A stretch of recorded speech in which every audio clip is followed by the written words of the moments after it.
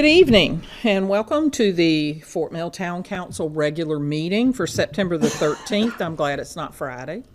If you would, please disengage your cell phones so that we can give you our full attention and you ours. So we appreciate you being here this evening. We will stand for a Pledge of Allegiance and then Councilman Helms will give us an invocation. Thank you. I pledge allegiance to the flag of the United States of America and to the republic for which it stands, one nation, under God, indivisible, with liberty and justice for all. Thank you. Let us pray. Father, as we bow before you tonight, we thank you for the many blessings that you've bestowed upon us. We thank you for being able to live here in America. We pray that you'll be with us tonight, guide us, direct us, give us wisdom to conduct the town's business. We'll give you the praise and glory for it all in Jesus' name. Amen. Amen. Thank you. Okay. Council members, you have received the minutes for our August 23rd Town Council meeting and the minutes of our August 19th budget workshop. Does anyone have any changes, deletions, additions, or comments to those? Hearing none, can I have a motion to approve? Make a motion to approve. Second. Got a motion to approve in a second. All those in favor, please say aye. Aye. All those opposed, nay. Thank you so much. Public comment. Pursuant to Section 2-46 of the Code of Ordinances for the Town of Fort Mill, any citizen of the town may appear before council for the purpose of providing public comments on any municipal matter, except personnel matters. Those who wish to speak must sign in outside of council chambers prior to the start of the meeting. Citizens will be given up to 3 minutes each to speak. So, with that, do we have, I see we have visitors. Do we have folks signed in? Yes, ma'am, we do. I just need to clarify, Mayor. Public comments are for citizens of the town, anyone living inside of town limits. Public hearing is for anyone inside or outside town limits. I believe we have some here to speak on some of the items tonight that are actually here for the hearing. Rather than, I know you're in the town limits. Did you want to speak at public comment or a hearing? All right.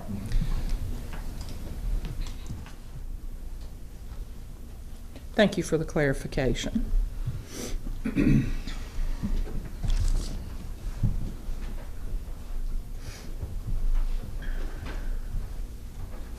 Thank you.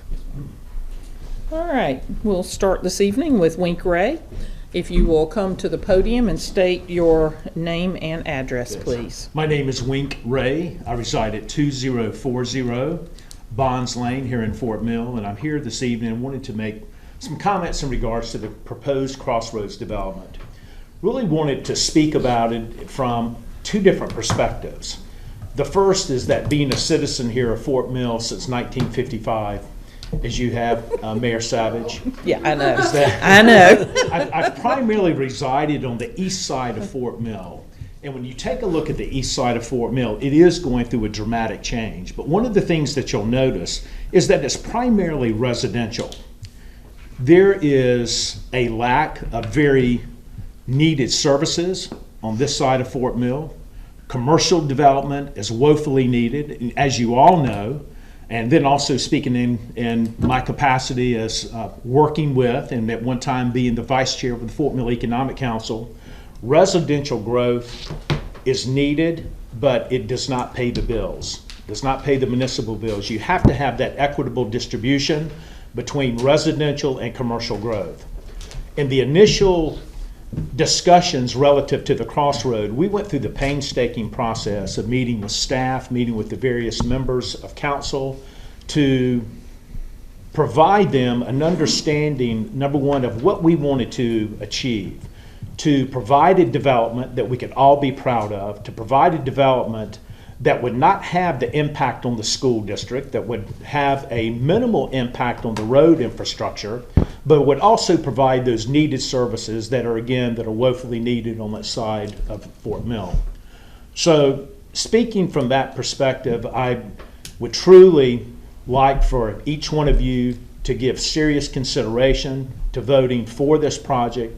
I think it's going to be a fantastic project and one that will provide a quality of life for those that are residing in that area. You know, we're all sensitive to traffic, but the fact that the residential will be deeded age restricted, it will have, relative to residential development, it will have a minimal impact. So again, thank you for your time. And we certainly would like for you to vote in favor for this project. Thank you so much. Thank you, Mr. Ray. Now we will have Matt McNeely, if you will step to the podium and give your name and address, please. Yes, I'm Matt McNeely. I live at 1147 Bontrager Trail in Fort Mill. Appreciate the opportunity to come tonight and speak. Kind of related to this gentleman's topic, I wanted to address impact fees, the development impact fees. About a year ago, you made a decision to keep the impact fees lower when it was up for, I guess, increasing. And that kind of piqued my interest, but at the time I think the reasons were COVID, impacts on business. So kind of let that lay, but recently neighbors of mine have been fighting for sidewalks. I live in a neighborhood surrounded by schools. And I understand they were successful in getting some sidewalks, but it was through grant money.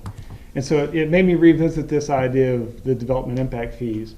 And so when I look back at the 2015 study and compared that with the 2020 study, you know, there were a number of things I noticed. I believe it's municipal, fire protection, and parks and recs. All of the replacement costs of those items had doubled between the 2015 and the 2020 study. And yet our impact fees stayed exactly the same. So that was the first kind of concern. But then as I look through for where would sidewalks fit into this discussion, I noticed in the 2015 report, there was an item for transportation, which would have included transportation, including sidewalks. That was discounted 100% by the council when that study was released. And when you took up the issue last year, it didn't show up in the study at all. And so I just think back 6 years past, the amount of fees on the growth of this town, how that could have positively impacted this town in all areas, particularly with sidewalks and roads. So I know you're reviewing your budget, and you know, I think that revisiting this topic might be prudent while you're doing that. I understand that the development impact fees can be changed at any time. It was noted that it would be looked at in March. I don't know that happened, but I guess I invite you to take another look at that as you're preparing your budget. So thank you very much. And no, we don't normally engage, but we did take a look again in March, and we continue to have discussions around those impact fees pretty much incessantly. We do recognize the value of them as we are able to provide things like the amphitheater and the new fire department with those funds. There were several reasons for the transportation fee not being accepted in that initial phase, because we couldn't have collected money enough to address a road.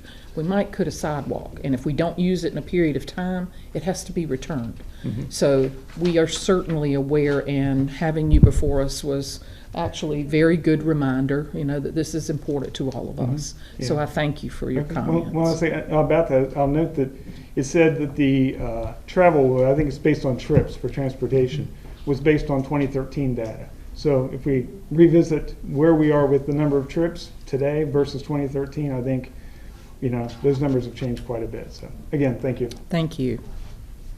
All right. The remaining two folks are down for public hearing, so I will not read names and entertain them at the podium until we reach that point in the agenda.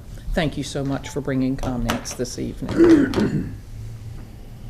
All right, we will move into presentations. Presentation number one, we will need to delay because I do not see the recipient of the proclamation for the Daughters of the Revolutionary War in honor of Constitution Week.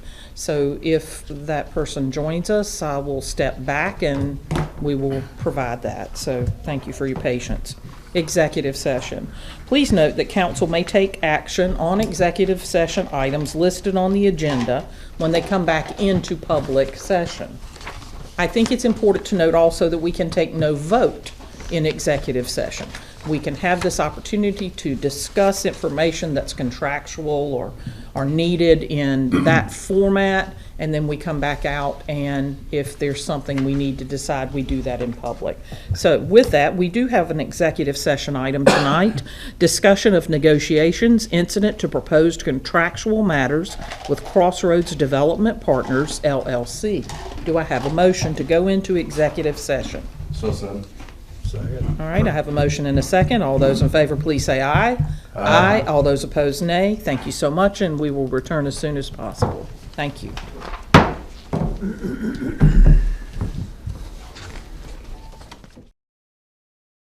Yeah. I will entertain a motion to return to regular session. I make a motion to return to regular session. Second. I have a motion and a second. All those in favor, please say aye. Aye. All those opposed, nay. Let the record reflect that no vote was taken during executive session, please. We will move into old business item number 1, second reading, rezoning request. Crossroads Development Partners, LLC, case number 2021-0486, an ordinance amending the zoning map of the town of Fort Mill so as to change the zoning designation for York County tax map numbers 020-1701-064 and 065 from P&D, Planned Neighborhood Development, to MXU, Mixed Use Development. This is in Ward 4. Chris Moody. Penelope, do you have anything to share with us? I don't have anything extra to share. This is second read-in. Okay. Anybody have a question for Penelope? No questions, just a comment that I feel like this is a good move for our town to shift out of this planned neighborhood to be able to make a mixed-use development out of it and minimize the residential impact that we would see. So, thank you. All right.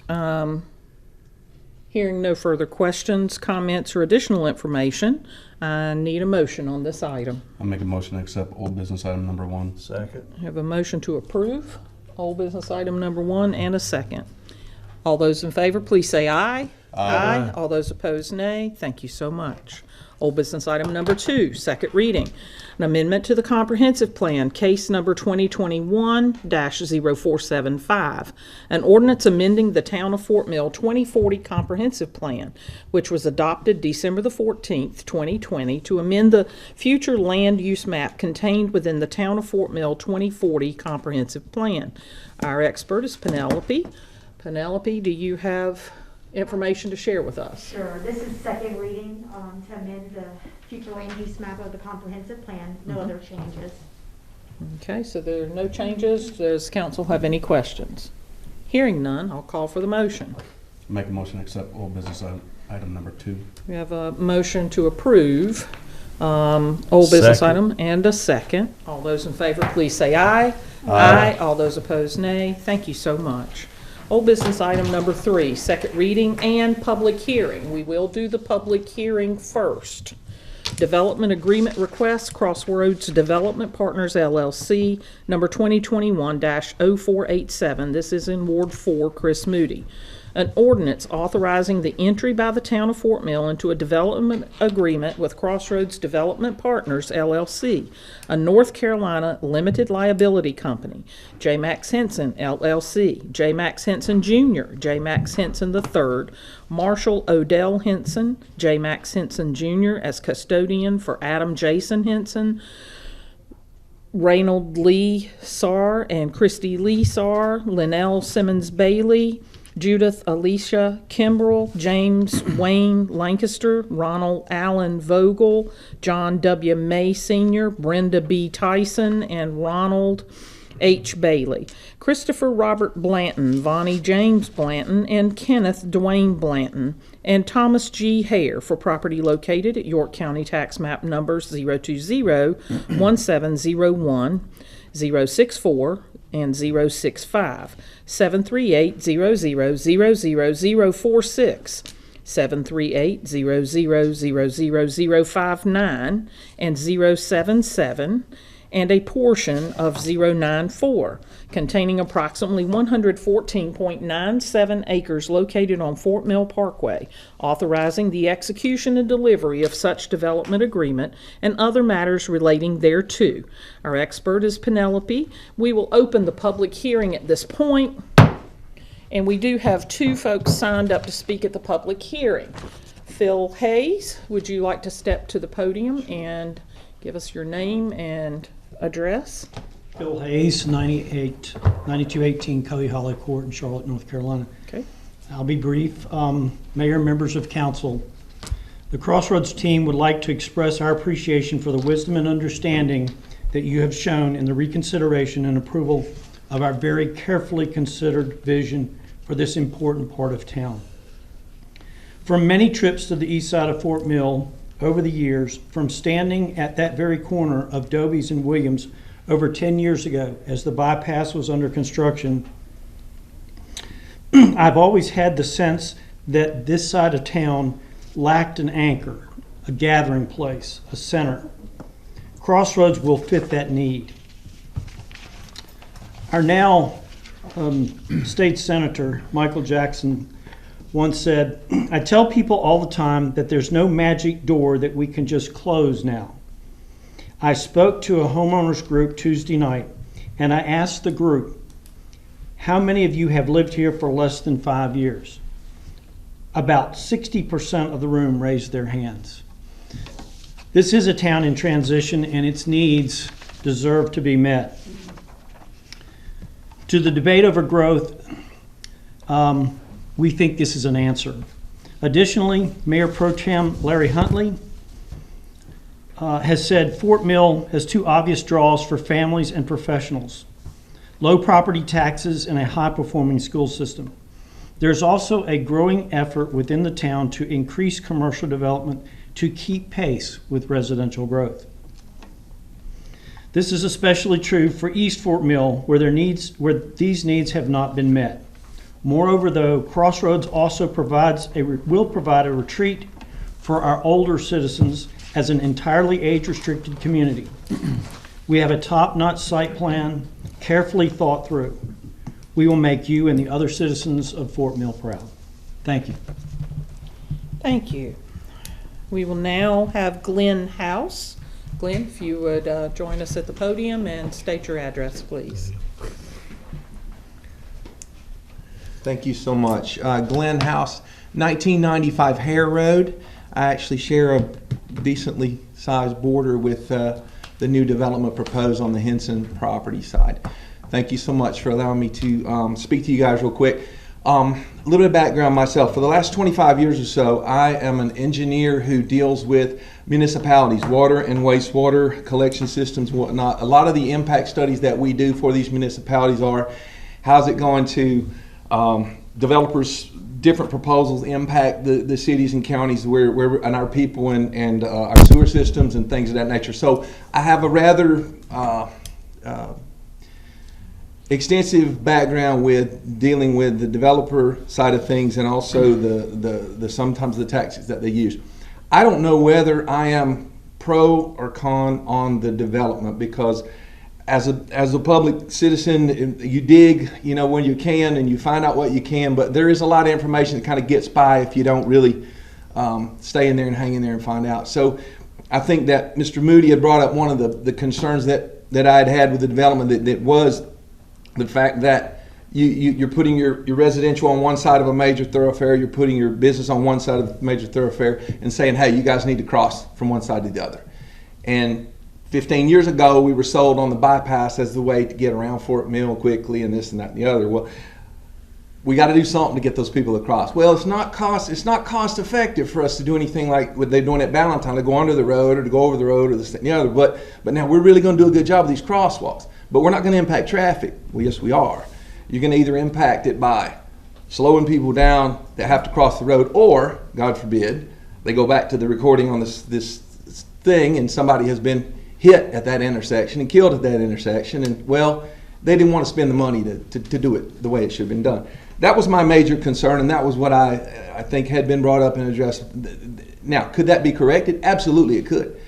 One of the things that I have learned along the way in the last few weeks is some of the reasons why we stand here today and why we've come back here today is that the developer has said, well, if you're not going to approve what I'm telling you here and what I'm trying to give you, this wonderful, wonderful development I'm trying to give you, I may just stick 1,200 apartments or so in there. and then you'll just have to look, because I can do that. It's zoned that way, I can do that. Well, that, ladies and gentlemen, should absolutely have you questioning the integrity of the person who stands here before you and tells you what a caring, wonderful person that they're trying to do and all these favors they're trying to do for the town and everything else, because that's a veiled threat. It's a threat that won't happen on county land because they couldn't afford the infrastructure for the septic and the things of that nature to do that. The Goddard School did the same thing. They told you, if you don't zone us in, we'll just do it as part of the county. They couldn't have done it. Money-wise, they wouldn't have done it. But obviously they were zoned into the town and they gave them the town. I don't want you guys as a council to have developers, current or future, looking at it and going, well, all you got to do is threaten them with something and, you know, you can flip them. That's just kind of the way that they are.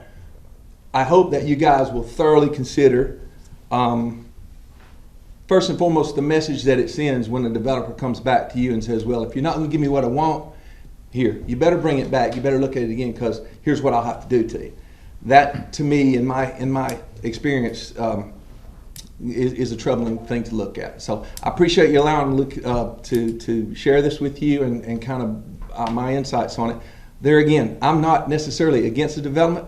It may be in my backyard and it may be a wonderful thing down the road, but I can tell you that I definitely don't like the approach that's been taken to you guys to turn this thing back to where it is right now. So thank you again.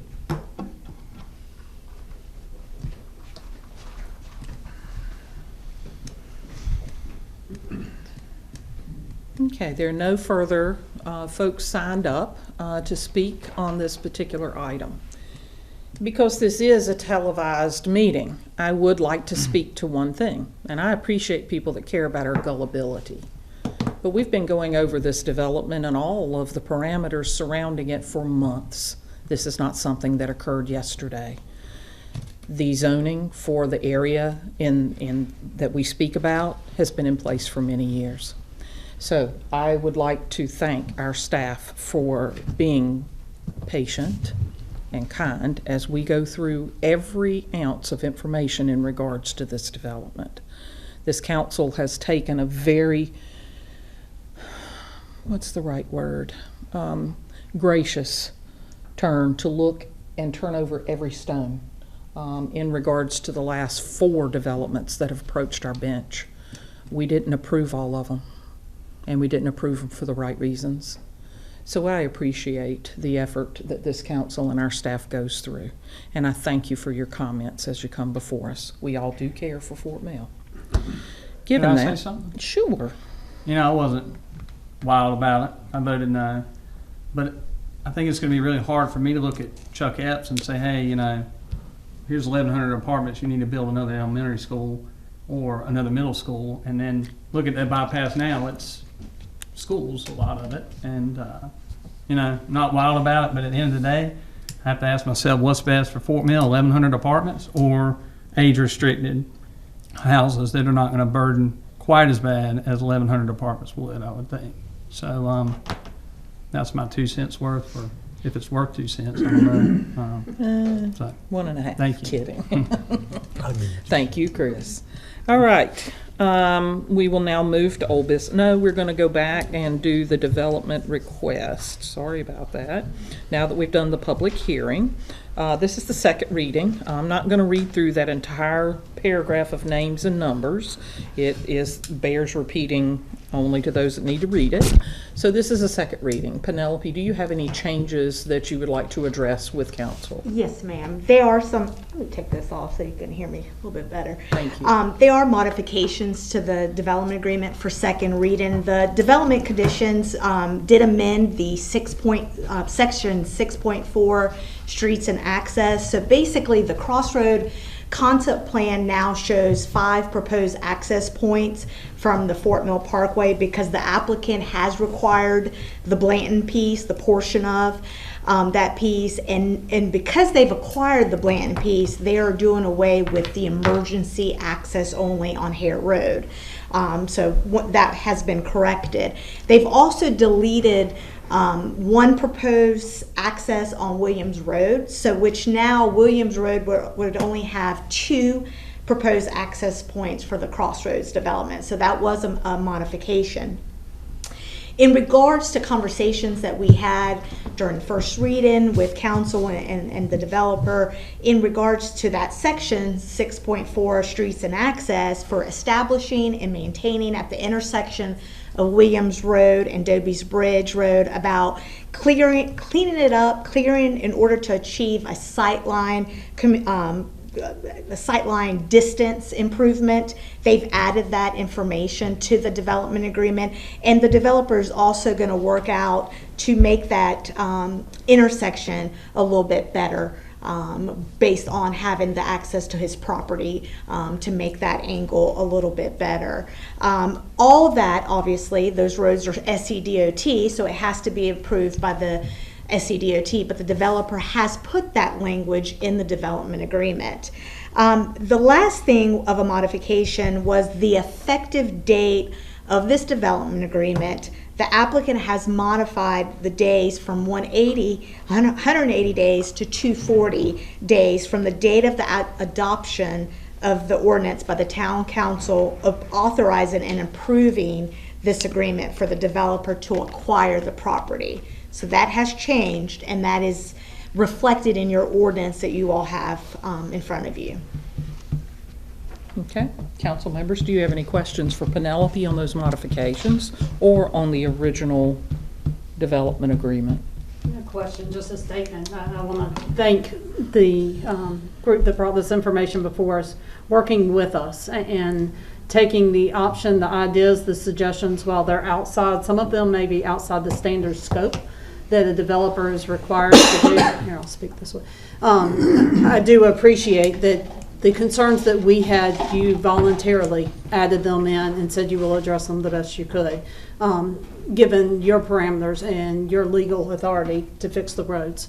So thank you very much for listening to us and our concerns. I know Chris had some from the White Grove group too, and we certainly appreciate your willingness to work with us to make it an area that we're all going to be excited about. Hopefully we won't be using the actual retirement. Hey, don't look at me. Soon, but at least not for ourselves. I'm sorry, Ronnie. I'm getting there fast, I know. But to Phil's point earlier, there are some areas of that side of the town that definitely need some of the values that will be brought through this. So thank you very much for working with us and being patient, giving us grace as we all work through our development agreements. We learn every development agreement something new, a way of doing things better, and we'll continue to do so. We're not perfect, but we're getting better at it, so thank you. Any further comments or questions? Hearing none, I'll entertain a motion I'll make a motion to approve old business item number 3. Second. Okay, we've got a motion to approve and a second. All those in favor, please say aye. Aye. All those opposed, nay. Thank you so much. Good discussion. Old business item number 4, second reading, annexation request. Crossroads Development Partners, LLC, case number 2021-0485, an ordinance annexing York County tax map numbers 738-00059, portion of 738-0000094, 077, and 046, containing approximately 36.71 plus or minus acres located on Fort Mill Parkway and off Hare Road. This is Ward 4. Chris Moody. Penelope is our expert. Penelope? Sure, just for the audience to know, we've been tabling this second reading so we could catch up with the other 3 ordinances. So tonight, this is basically bringing the old business for second reading. All these ordinances are together for the Crossroads development. Do you have any questions, council members, for Penelope? Hearing none, I'll entertain a motion. Make a motion to approve old business item number 4. Okay, we have Second. have a motion to approve in a second. All those in favor, please say aye. Aye. All those opposed, nay. Thank you so much. Old business item number 5, second reading, an ordinance authorizing the sale of real property located at 215 Main Street pursuant to the terms and conditions contained in a contract of purchase and sale dated July the 8th, 2021. Our expert is Davy Broom. Davy? Yes, Mayor. There's been no changes to the ordinance since the first reading. But this is an ordinance allowing the potential buyer to move forward. Should they spend funds during their due diligence process, it gives them assurance that once they are ready to move into closing, that the town council is ready to sell them the building. So, Okay. Any questions for Davey on this particular item? Hearing none, I'll entertain a motion. Make a motion to accept old business item number 5. Approve. Approve, I'm sorry. Thank you, that's all right. I just have to make sure it gets recorded right. So we have a motion to approve old business item number 5 and a second. All those in favor, please say aye. Aye. All those opposed, nay. Thank you so much. Who'd have thunk it? We got new business items too. All right, new business item number 1, first reading and public hearing. We will do the public hearing first. This is of the budget ordinance for fiscal year 2021-2022, an ordinance to adopt the budget for the town of Fort Mill, South Carolina for the fiscal year beginning October the 1st, 2021 and ending September the 30th, 2022. Davey, you are our expert. We're going to open the public hearing at this time. Do we have anybody other than that was signed up? We're closing the public hearing at this time. All right. Davey, what have you to tell us before we vote? yes, Mayor. Thank you for letting me speak on the fiscal budget year for 2021-2022. I prepared a brief presentation. I provided everyone with a hard copy for that. Just wanted to highlight some items in this overview. The Town of Fort Mill's total fiscal budget for the 2021-2022 year is $67,235,940. That is a decrease of a little over $14.3 million from the 2020 and 2021 fiscal year. The majority of that is based on the wastewater treatment plant, and we are in the final stages of that project, so the cost that we have associated with that project is much less than the amount we had set aside for the 2020-2021 budget. So that's the driving force for the difference of that $14.3 million.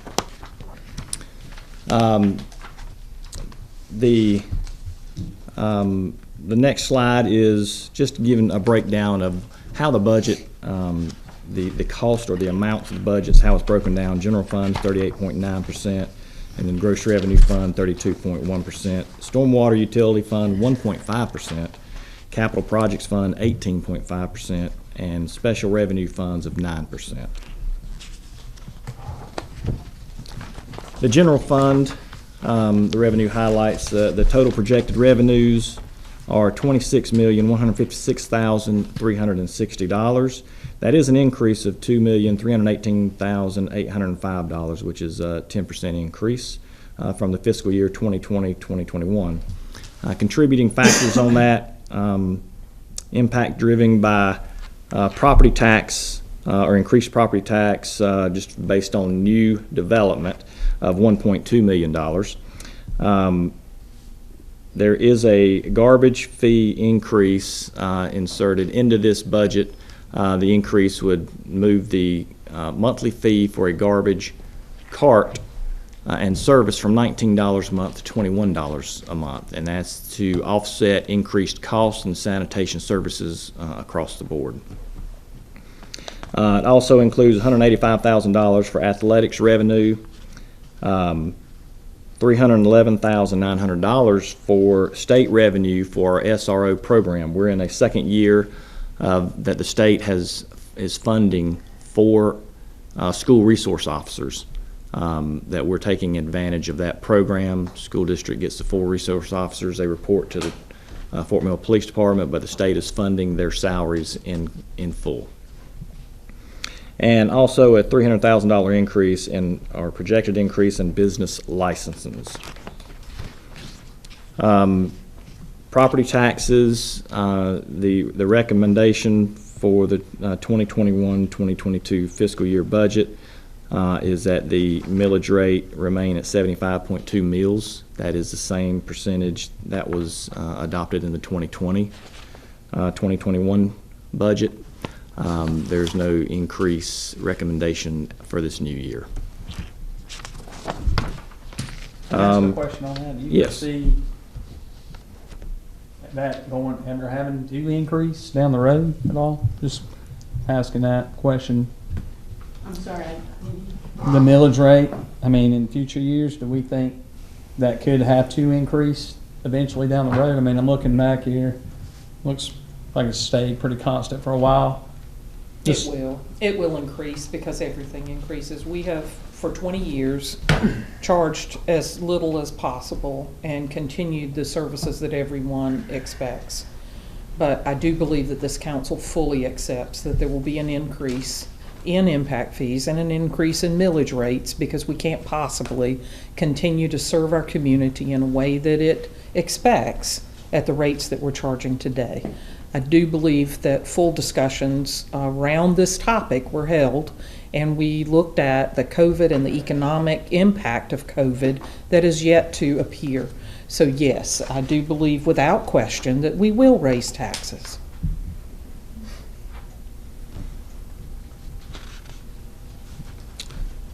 Thank you. Just wanted to highlight or give some expenditure highlights.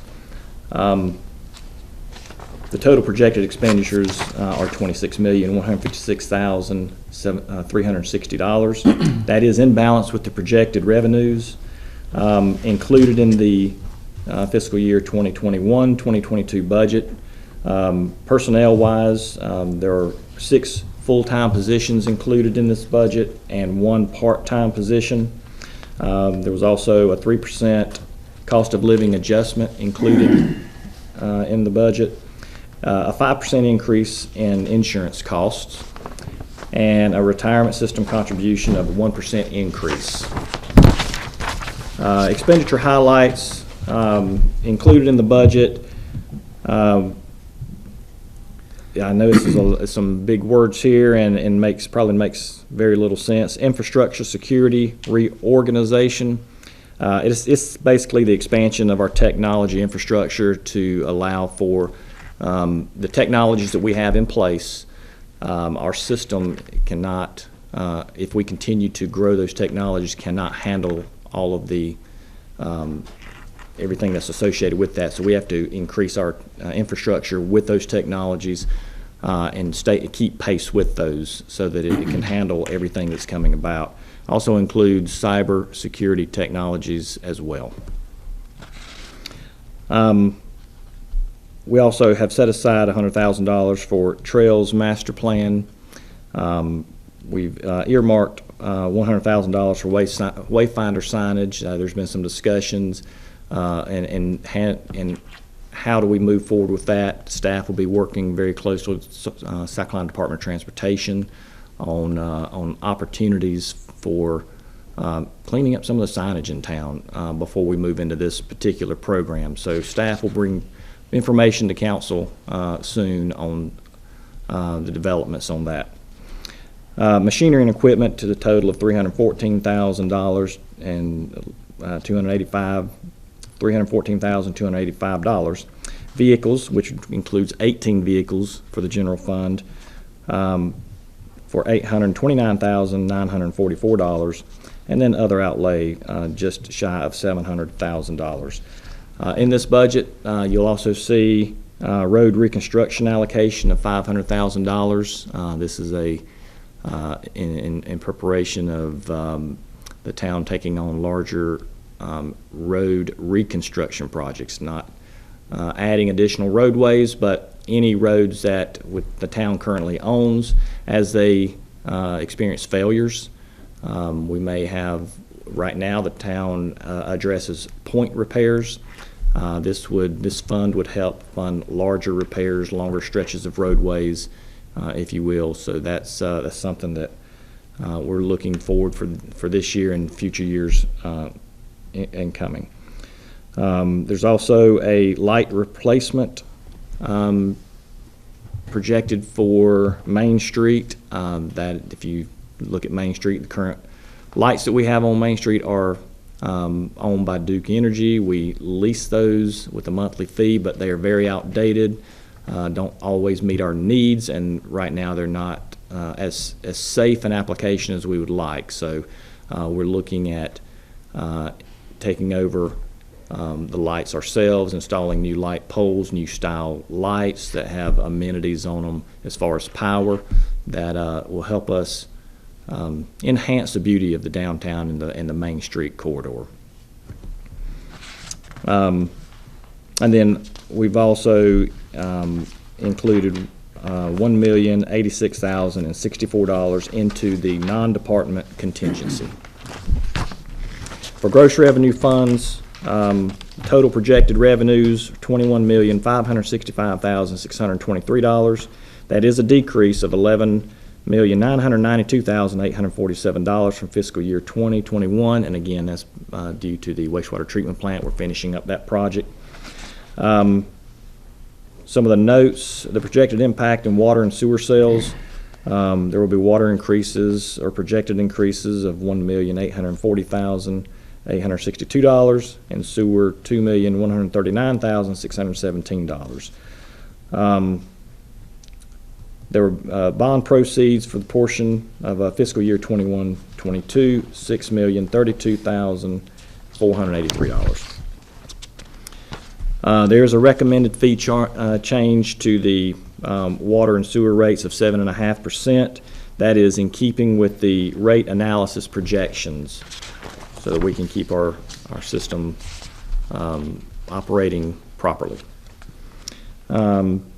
Total projected expenditures are $21,565,623, which is in balance with the projected revenues.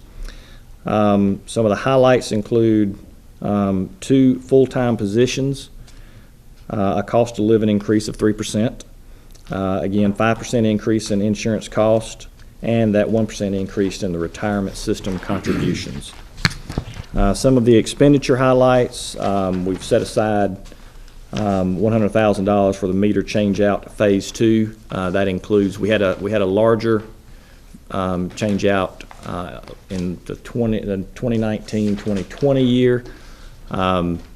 That changed most all of the residential water meters, 3/4 inch water meters. We do have a good number of 1-inch meters and larger that we are needing to address in this next phase.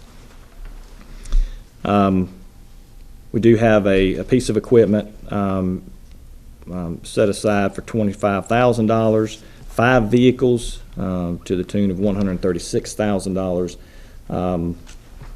and then some building renovations, parking lot expansions. We do want to highlight lift station rehab. The Archie Street lift station is scheduled to go under a rehab project in this budget year.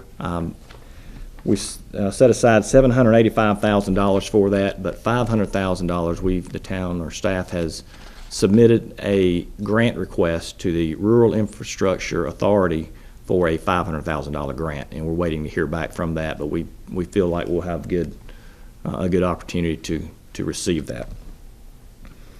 And then there was the wastewater treatment plant upgrade, the final phase of $5,625,384. You said final phase, right? That is the final. That's Final payment? the We're done. the In my final lifetime. Yes. Yay! No, the final for phase 2. Stormwater utility fund. The total projected revenues are $1,006,031, which is an increase of $35,102 from the 2020-2021 fiscal year. The fees are $1 million, and then we're set aside $6,031 for other purposes. The projected expenditures are the same amount of $1,006,031. It's in balance with the projected revenues. There were no new positions added to this budget. There was a 3% cost of living increase, a 5% insurance increase, and a 1% retirement system contribution increase. Expenditure highlights, For this department, we did set aside $100,000 for a stormwater fee study. That entire amount may not be spent, but we wanted to make sure we had enough in there for a study.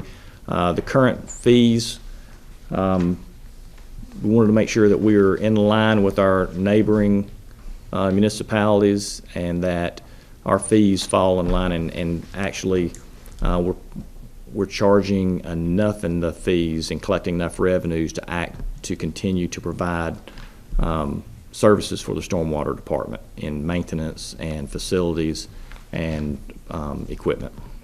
Is that study what's required as part of the stormwater department? Do we have to do that study? It is. It's required if you want, to make sure you're getting a good, the correct information on whether the fees are proper. If you could take a stab at it in house, it's just we want to make sure we have professional engineers that are qualified in these type of rate studies, providing that information to us. Well, and so much of the stormwater is required by the state. A lot of the rules we don't make anyway. So, I just wanted to clarify that this is one of those that's not really optional. They do require us to have a stormwater department and offer stormwater services. We just need to make sure that we're doing our part to collect enough fees to actually run and operate a department based on the state's requirements. Thank you. We were able to put $25,000, $25,385 in contingency for this department. Capital Projects Fund, our total projected revenues are $12,431,526, which is a decrease of $3.3 million over the fiscal year 2021. These are projected revenues for projects that are multi-year projects that are still ongoing. We are wrapping up the Walter Wildlife Park project, the amphitheater. Will be the roof on it will be completed in the next couple of months. The overall and the landscaping will be completed, but the remainder of the property is ready to go. We've gotten there. The TCO to move forward with our grand opening ceremony that's going to take place this Saturday, September 18th, beginning at 4 p.m. And we're very excited about that grand opening ceremony, providing beach bands and beach music and a beach theme to our citizens that come out and enjoy the day. So that's been a very good project overall. If you recall, not only is it an amphitheater, but it also included 2 restrooms, one inside Walter Wildlife Park, one at Calhoun Street Soccer Field, as well as adult swings, and then upgraded lighting and parking for the park itself. So I think it's some 70 some odd parking spaces for that park. So again, we're drawing to the end of that project, and that's why I think that's the impact on the decrease of the overall capital funds project, projected revenues. We do have some revenues that we expect to take in this year. Of course, we have mausoleum sales. We're projecting about $10,000. That's on an as-needed basis. The interest income is $3,000. Fund balance appropriation of $4.3 million. Special revenue fund transfers of $5,025,000, and the bond proceeds of $3 million. I spoke on the expenditures for the bond debt service payment, $331,526. We do have a capital projects master plan included in there at $200,000. The Banks Athletic Park that's under construction now, that's going to have 4 ball fields, 2 parking lots with 315 parking spaces total, basketball court, playground, and a covered shelter. Pretty large covered shelter for this facility. We're excited about that. It should be completed in fiscal year, or it should be included in year 2022. We're still working with the projected dates right now based on the construction timelines that are going on there. I will be providing more updates on those at the September 27th meeting on that project. Again, the last $250,000 for the amphitheater project is included in this budget. There was, Mayor, a CMAC project where it was local matching funds for $100,000 included in this for sidewalks on White's Road. And then recreation facilities improvement of $3.2 million, and then another, we set aside $100,000 for miscellaneous sidewalk projects. And then the last piece of this, just wanted to provide you the special revenue fund highlights. These are funds that where revenues are collected: accommodations tax, fire protection, impact fees, municipal service impact fees, recreation impact fees, and then hospitality tax. And that includes the revenues and the expenses and transfers. And Mayor, with that, that concludes my recommended budget for fiscal year 2021-2022. Excellent presentation. Council members, do you have questions for Davey? Again, I'd like to say thank you to staff. Over the last month and a half, 2 months, we've been working through this with the various workshops and other meetings. I appreciate your accommodations to the questions that we've had, the concerns that we've brought to it. I mentioned when I had my meeting today with Mr. Broom that I think something for us to start considering as we look forward to the budget. We've got over 20 vehicles in here, and seeing that the state of California now talking about in the next 15 years, all the vehicles that will be sold in California will be electric, or that's what the governor's proposing. I do think it's worth mentioning, and I know Jamie's mentioned it when we were in the Parks and Rec meeting about having electric plug-ins for electric vehicles, and making sure as we look to some of the standards that we're going to have at our parks with security and safety, that we also maybe start looking at this as a way to protect our environment as much as possible. So looking at hybrid vehicles, potentially electric cars, you know, the travel distance is very small, so we should be okay with some of the vehicles. I honestly am not an electric car expert whatsoever. But I am saying, can we just kind of start considering that and looking to our environment a little bit more as we look to purchase vehicles? We do get a good rate from the state on these vehicles, though, on the gas-powered vehicles. Yes, we do. We get a heck of a rate, and electric vehicles will be a lot more, in my opinion, for taxpayers to pay for than the great rate we get with the state today. I mean, I'm all about green. No, I'm not all about green. I like fossil fuels too. So, but at the same time, I think it's something that could be looked at down the road. But California and South Carolina are two different places, and I'll leave it. Don't disagree whatsoever. Thankfully, that's why I live in South Carolina, not California. But I do think if we have the opportunity for hybrid vehicles, even, you know, I would like for my kids to breathe clean air. So if we can make some small adjustments along the way, I think it's worth considering. I have to feel like there are some grant opportunities for us. If it's a money issue, I feel like there are opportunities for us to look at potential grants in transitioning, whether it's our own vehicles or providing just electrical plug-ins for our citizens who may have made that choice themselves already. And it may not be as far as it could just be the vehicles that we use for the maintenance in the parks. Yeah. The gators and the whatnot. I don't know if they've come that far enough and not where they're electric yet. I mean, it's small stuff like that we could do. Yeah. Council Vespas. I mean, there's that's scary. There's all kinds of things that can. But when you look at a significant increase in the budget with gas this year, and I understand the justification, we're all seeing that at the gas pump, but I think it's more than a money issue. So if we can just see what our best options are at the time.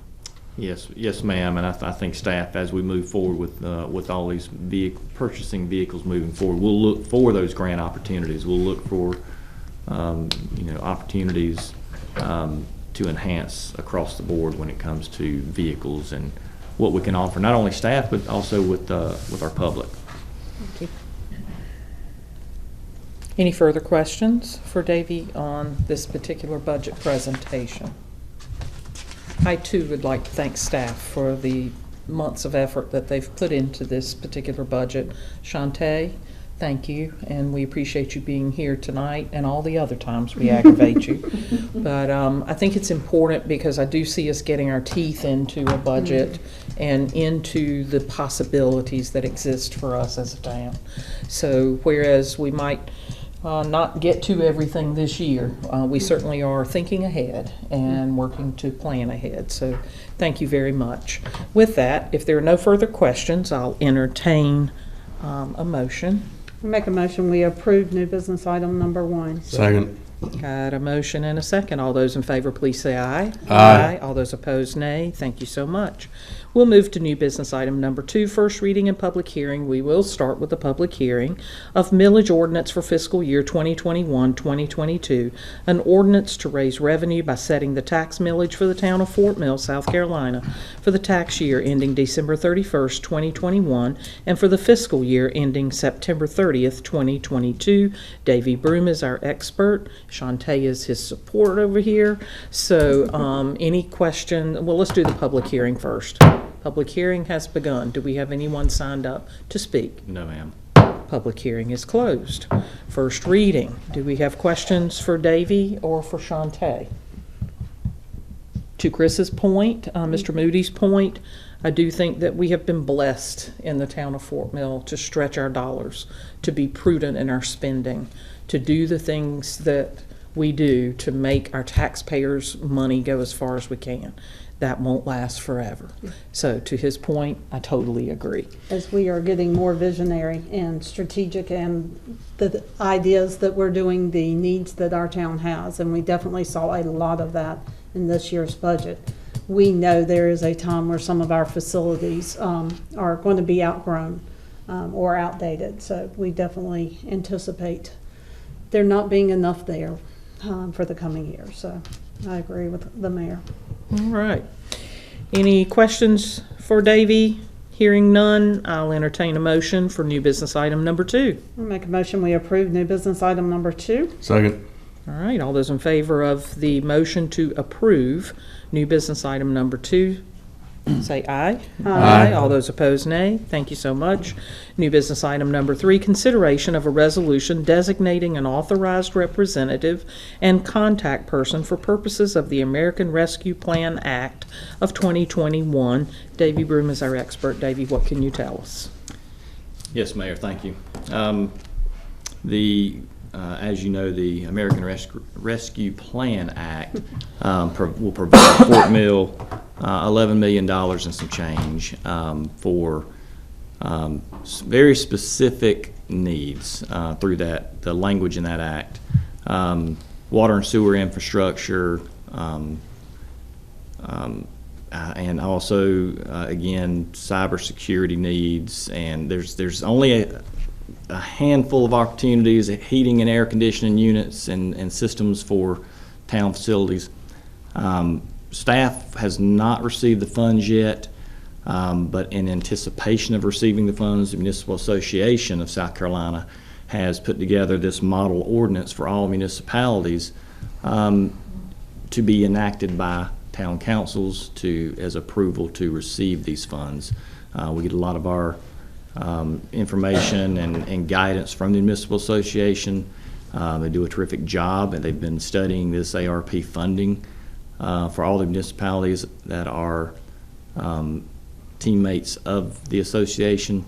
And so with this particular model fund, the ARP is asking, or the federal government is asking for an authorized person to approve the spending of the funds, as well as a contact person.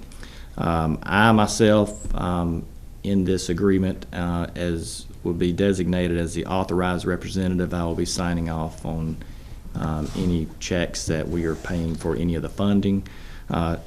Ms. Bowler is being assigned as the contact person for purposes of the monies that are available, monies turning loose, and spending of that. So we will be working together for the overall project. The project, again, the funding has to be dedicated by 2024. All projects have to be dedicated by then, and then the funding will have to be used by the year 2026. We feel very confident we'll be able to spend these funds on very good projects for the town of Fort Mill. I think for anyone that's watching this and would have questions as to what on earth are we talking about for $11 million,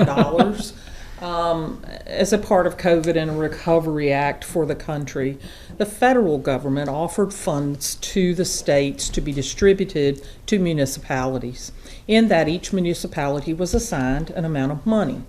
After they made the decision and assigned the amount of money, our state decided that they would only distribute funds to the larger populated areas because they have city municipal governments that would be able to completely embrace and readily spend those funds.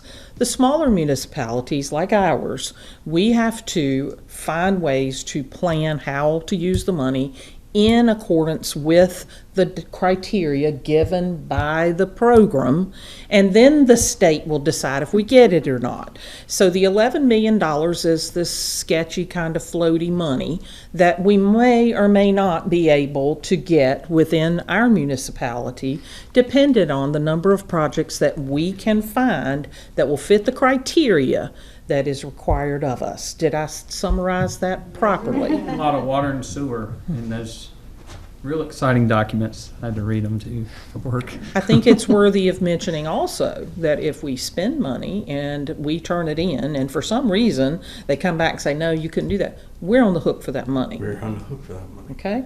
So I want everybody to understand the simplicity of this is there's an $11 million number in a column, but it's not money for us until we can actually prove that we can use it according to their rules. Correct? Absolutely. Everybody good with that? Mm-hmm. All righty then. Any questions for Davey on new business item number 3? And basically, just so we can recap, this is authorizing Davey to be the signature for the thing, Correct. and Shantae is going to be Contact. the contact. Mm-hmm. All right. Correct. Anybody have any questions? Hearing none, I'll entertain a motion on new business item number 3. Make a motion, we approve new business item number 3. Second. Have a motion and a second. All those in favor, please say aye. Aye. All those opposed, nay. Thank you so much. New business item number 4, a request to authorize the installation of a traffic signal at the intersection of York Southern Road and Old Nation Road. Penelope is our expert on this. Penelope? Yes, back in 2015, Pulte asked the Fort Mill Town Council for approval to enter into a maintenance agreement with the town for a mast arm signal at the intersection of York Southern Road and Old Nation Road. Town Council at that time had concerns with taking over the maintenance responsibility of the signal and ultimately denied the request. Additionally, Town Council requested that SCDOT reconsider their allowance of a traffic signal so close to the existing Old Nation Road / Springfield Parkway signal. And SCDOT obliged by holding off on a signal. Fast forward, we have new development. Phase 2 of the Springfield Town Center is in the preliminary stages of development, which may further increase the need for a signal at this intersection. Since Town Council previously requested SCDOT to reconsider the installation of a signal at this intersection, SCDOT is now asking for the approval of Town Council to allow either SCDOT or the developer to install the signal at some point in the future. And again, any proposal for the traffic signal would only be for steel poles with wire as opposed to the mast arm system. Therefore, no maintenance agreement would be required. Just to help clarify, a vote to approve the request would negate any prior town council request to hold off on a signal at the intersection. A vote against the request may still result in a signal being installed as the need for a signal increases with further development in the area. Okay, I have a question. By voting yes, do we commit as a municipality to any financial responsibility for this particular signal? No. Okay, I just want to be, It would be the sure. responsibility of either the No operations, SCDOT. no maintenance, no installation costs. That is correct. Okay, I will say to the rest of council, the development, Carolina Orchards, have been asking for this from a safety perspective for quite some time. So Penelope, thank you for helping us through the evolution of how we got to here. Sure. That's very important for us as we make our decision. So if we are not taking on fiscal responsibility, maintenance, or installation, council, do you have other questions you might ask? I was just going to say, given that one of the reasons council was not in favor of this previously was the distance between the current red light on the bypass and this one, that does not change from previously till now, correct? Is there an increased distance? Are they changing where the road is going to be, or it's still the same No, it's distance? still the same. It's just they would have to do a new warrant study to see, does the signal, is there enough count for another signal? But that's all the same design. So I don't disagree that safety is always a concern of ours, and if the residents are expressing their concern and need for a light, I get it. Is there any option in the world for a roundabout here? Because a roundabout helps the flow of traffic, but doesn't stop it with another red light and potentially backing up. It seems like that's the win-win, other than I'm sure the cost is a lot more on somebody's plate. From an RFAT's perspective, I don't see anybody putting a roundabout on a bypass. That's the issue. It's not on the bypass, is it? It's on Old Nations? It's at Old Nations and The Old Nation, and the Parkway. York Southern Road in Old Nation. Yeah, it's not on the bypass. well, there's already a roundabout. In the neighborhood. No, there's a Right. roundabout as you turn to go to where the guard shack is Right. in Orchards. There's a roundabout right there. Mm-hmm. There is. Internally. Mhm. But I just I know went what there. Mrs. Cook is I'm not referring- disagreeing, I'm just Yeah. confused then as to, There is a traffic light Where this is today going. at Springfield and Old Nation. correct. Right. And this would be further into the development at York Southern Road and Old Nation. The Okay. second proposed light. And that was the concern of council at that time, being so close. And the cost and maintenance, that we didn't have the person to do the maintenance Yeah. on And- the red light. Yeah, and those, mass arm signals, they cost over $200,000. Mhm. Well, and at the time, because I sat in, so did you, at the time, the second part of that development had not come, they hadn't done anything. So this is a new section that they're talking about, and it pretty much alludes to a similar crossing that we've been talking about from a safety perspective. They have now begun the clearing and are actively working to bring all of the new business and new residences up. So I get your question. No, the other traffic signal did not move, so it's still there. But we also didn't have the conditions of the new development coming along at the time, And commercial development. and commercial development. Are they looking to tie that commercial development exit into there so that actually become a four-way intersection Yeah. at the new Can we see light? it on a map? Yeah. I mean, that might help everybody. we you got know. I don't have presentation? one right Okay. now, All but right. I'm I didn't know more if we than could happy pull it up on to. Google Earth or Send it something. to Oh, us. wait, there was one. I'm sorry, an aerial. Did you see the aerial in your packet? A lot of We us can't get to couldn't it. get our packages get our- open our because iPads of the or whatever. glitch in the iPad. Please, please.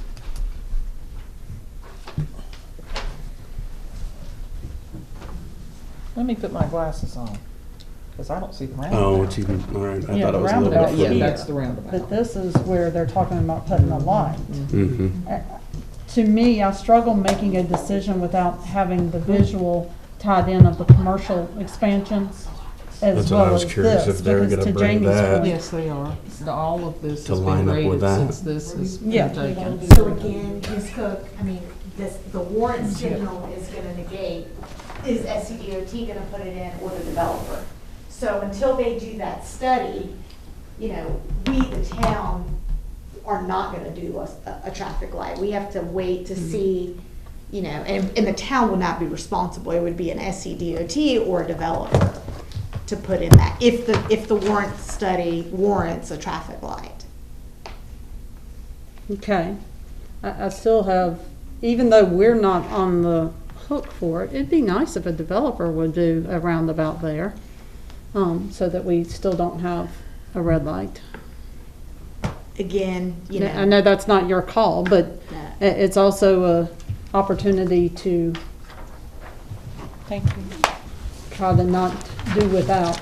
And again, I struggle not knowing, it'd be nice to have the picture of the commercial piece well, the on that commercial, with it. right now, the commercial piece, you know, the phase 2 is basically 4 out parcels that are closer on the Mercantile, near the Hair Cedar, and then the 50 Saucy Burbank homes that are going in that will be exiting. So there's 3 other phases for the Springfield Phase 2 development in respect to the proposed more office commercial that they have not submitted. So I don't have So that. do we know road cuts or any of that with that new development? Whatever's the- existing today. They're not proposing any new ones. I don't have a problem with it if we're not paying for it and somebody else is making the decision that it's appropriate for that location and that development feels there's a safety need for it. So do we have a motion, right? We do not have we don't have a motion yet. This is a question period of time to Okay. get information. So, you still have questions? I see it. Still have questions, but it sounds like we are not going to be able to provide me with the information I need tonight to make a decision, a fully educated decision.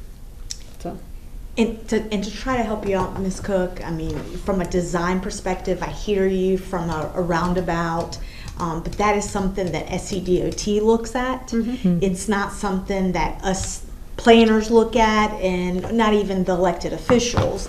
You know, that is something that they look into, the diameter and everything, you know, the logistics is, you know, is that something functional? Right. So at this time, you know, from my understanding from Vic Edwards from SCDOT, once his staff gets out there to see, you know, do the study to see does it warrant a traffic signal, then they'll proceed and put it on their list. Doesn't mean that tomorrow that traffic signal is going to be We're there. just giving permission for them to move forward. Yeah. That's all. I understand. And, you know, I hear what you're saying. None of us are traffic engineers, not one in this room. So, Who are we authorizing? DOT. We're authorizing DOT to do the study to determine if they can put a light there based on the data they collect. When would they come? Would they come back to us after the study is done, or we're authorizing them to do the study and put it in if it warrants? That's correct. Further questions? Do I have a motion? I make the motion to approve new business item number 4. Second. I have a motion and a second. All those in favor, please say aye. Aye. All those opposed? Nay. Felt that one coming. All Thank right. you. Predictable.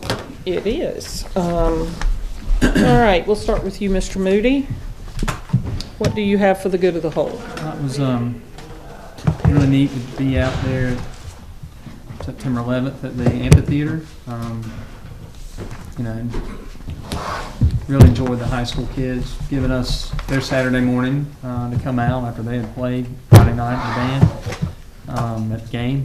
So anyhow, that was good. Moment of reflection and kind of talking to my kids about it, my oldest especially, about what happened, and anyway, it's a very, never forget what happened. That's all I know to say. That's all I got. Okay, Ronnie? I'm good. Jamie? I'm good, thank you. Lisa? And I would like to address, I hate Mr. House has already left the meeting, but we do understand the concern of people potentially crossing over the bypass going from any place on the bypass, whether it ends up being at this Crossroads development or whether it's crossing over to Catawba Ridge High School, some of the others. You know, I think it's interesting and prudent the research and the work we've done to try to make it as safe as possible, and it's 100%. Just for a little bit of entertainment, as I was sitting talking to the mayor literally on the phone driving down 521, I'm at the red light, and don't tell my husband I was going to TJ Maxx, but or Home Goods one. But as I'm sitting at that red light, I see this lady on her little motorized scooter crossing from Sun City over to Panera Bread with her little motorized scooter and her little flag going, crossing that road. And I'm like, I'll take our bypass and the 2 lanes at a red light. Take your chances there. Yeah, exactly, because I know how bad I needed to go to Home Goods. So, but it is a concern, and we certainly will do everything we can to make sure all of our traffic is handled as safe as possible, given our abilities. So I agree. And he knew you were going to TJ Maxx. You didn't have to tell him. I know. All right. I do think that the person we had speaking about sidewalks this evening brings an interesting perspective to our discussions ongoing in regards to impact fees. I would like to point out that there are many neighborhoods that are older than I am in Fort Mill that don't have sidewalks. So we're all eager to get that, and I do not believe there's very many areas that understand the cost of sidewalks, except perhaps White Grove, which put in a sidewalk down to the park. So I do think we're going to have to look at some creative ways and prioritization like we do every year to determine where their sidewalk needs are. And we can't put a sidewalk on someone's property if they don't want it there. Well, Exactly. and I do think it's important to note, as he suggested, the sidewalk on White's Road, we did require in the development agreement with the school district to add sidewalks in front of the schools, as we do with every school development. And the particular section of property this new sidewalk is going to go on covered county property, not inside the town. So as much as we all would like to do these types of projects and we all would like to enjoy them, they're not always possible. So not the answer anybody would like to Some of those hear. were private property owners. Yes, they too. were. And so Two you of them. can't just, and the public Yeah. always doesn't, I would. You would don't want know a what you lot of don't things, know. But till you start Yeah. digging into it and saying, well, the county owns this part of it, and Jane Doe and John Doe owns this street, and then the town owns it. It's a lot of collective things that have to happen. I wish I could wave a magic wand and say, like Sim City, you remember that computer game, almost didn't pass college because of that one semester. But I mean, it's not as easy as that. No, it's I wish not. it was. And I do think we see a larger portion of our populace interested in getting out and walking, particularly since COVID and we're all working from home, which we haven't done in the past. I think we have an increased interest level on sidewalks and hiking trails, and hopefully we'll hear more about that in the coming months. I too would like to commend the 9/11 program and thank the Fort Mill High School Band and Jason Ford publicly. It was a beautiful event. I loved being in our new amphitheater. I think it is absolutely a gift to the town of Fort Mill. And who can walk away from 9/11 without thanking our first responders and everyone that works daily to protect each and every one of us. It was awesome that all the chiefs were there. Oh, and also. Yeah, tremendous, yeah. and I'm so grateful that we reached out and we included all of the services around us that participate with us when needed. So I think that was, it brought a tear to my eye to think about all the men and women that lay their life on the line every day for us. The Divergent Diamond, anybody drive it today? Because I hear it opened. I know traffic over the weekend was painful in Fort Mill. You couldn't get from here to there if you really want to talk about it. But the Divergent Diamond did open on Gold Hill today, so be careful with a new traffic pattern. It was absolutely hilarious that the DOT guy had a video of him driving through the Diverging Diamond and somebody else ran a red light. No, Yeah. He literally had to wait at the light for the light. It changed and still had to wait for the 2 cars to get through it. Maybe we need driver's ed for I that. guess it's not really funny, but how can you not laugh? Hopefully it wasn't the Yeah. light timing and it was driver issue, but. Yeah. Also want to throw out again that we have a big event. It's really our grand opening of the amphitheater this Saturday at Walter Elijah. We're going to have a beach blast. You live in the South, you gotta love beach music. So bring a blanket, bring a chair, bring a dance partner, and join us for a good evening. I hear the weather's supposed to be nice, so we look forward to doing that. This is also an election year, so we have a lot of candidates signed up for the illustrious and unrequited opportunity to sit in one of these seats. So, you know, I do ask everyone to remember civics. Remember that it's important, and the people that sit up here give of their time. And, you know, these days we gratefully wear a bullseye on our back half the time, but it's something we do because we're passionate about the quality of living in Fort Mill and about the people that live in Fort Mill. So thank you to this council for serving and putting our employees first, putting safety of our community first, putting our community first. I know you'd rather be home eating dinner and enjoying your family time. Our staff works so hard for all of us, so thank you. We appreciate you, and I look forward to seeing you at our next meeting. Let's have a motion for adjournment. I make a motion that we adjourn. Second. Motion and an adjournment second, so all those in favor, please say aye. Aye. All those opposed, nay. Thank you so much. Have a good evening.